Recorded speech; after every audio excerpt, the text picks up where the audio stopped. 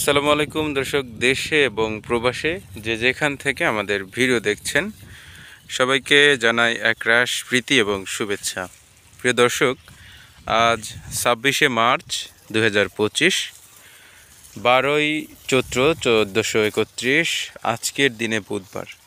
তো দর্শক, আজকে আমরা আমাদের বিলকাতলি মাঠের পেঁয়াজ উত্তোলন করতে এসেছি। এখানে আমি লালতির হাইব্রিডের সেকেন্ড জেনারেশনের পেঁয়াজ রোপণ করেছিলাম। তো সর্বোপরি এই পেঁয়াজের বয়স আজ থেকে 89 দিন।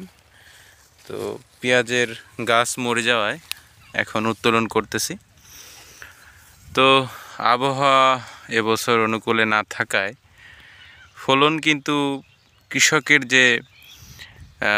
যে প্রত্যাশা, সেই প্রত্যাশা পূরণ করতে পারেনি। তারপরেও মহান আল্লাহ তাআলা যা দিয়েছেন আলহামদুলিল্লাহ। তো আজকে এখানে পেঁয়াজ উত্তোলন করব আমরা।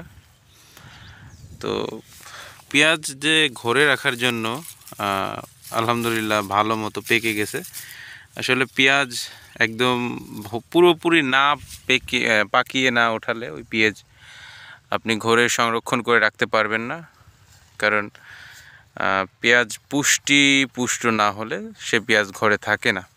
তো এই পেঁয়াজ ভালোভাবে পেকে গেছে এবং আশা করা যায় যে 5-6 মাস বা 7-8 মাস রাখা যাবে।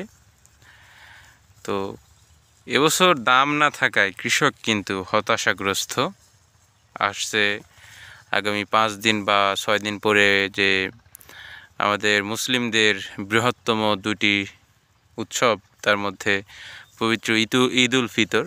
তো এই ঈদ উল ফিতরের আনন্দ কিন্তু আমাদের রাজবাড়ী জেলার কৃষকদের নেই, কারণ কৃষকের চাওয়া বা কৃষকের প্রত্যাশার যে একটা দাম সেটা পাচ্ছে না, যার কারণে কৃষক ক্ষতিগ্রস্ত হচ্ছে এবছর। অনেক কোম্পানি থেকে লোন বা অনেকেই টাকা হাওলাত করে এই চাষবাস করেছেন, কিন্তু প্রত্যাশা মাফিক যে ফলন বা দাম কোনো কিছুই পাচ্ছে না, যার কারণে কৃষক এবার ক্ষতির সম্মুখীন। তো সরকারের কাছে আমাদের একটাই দাবি, যেন কৃষক তাদের ন্যায্য মূল্যটা পায়। তো সবাই ভালো থাকবেন। সবাইকে পবিত্র ঈদ উল ফিতরের শুভেচ্ছা জানিয়ে আজকের মতো এখানেই বিদায় নিচ্ছি। সবাই ভালো থাকবেন, সুস্থ থাকবেন এবং দেখা হবে অন্য কোনো ভিডিও নিয়ে। আর আপনারা আমার এই ভিডিও যারা দেখতেছেন, কোন জেলা থেকে দেখতেছেন আপনারা কমেন্টে জানাবেন, এবং ভিডিওটি ভালো লাগলে অবশ্যই লাইক, কমেন্ট এবং শেয়ার করে পাশেই থাকবেন। ধন্যবাদ। আসসালামু আলাইকুম।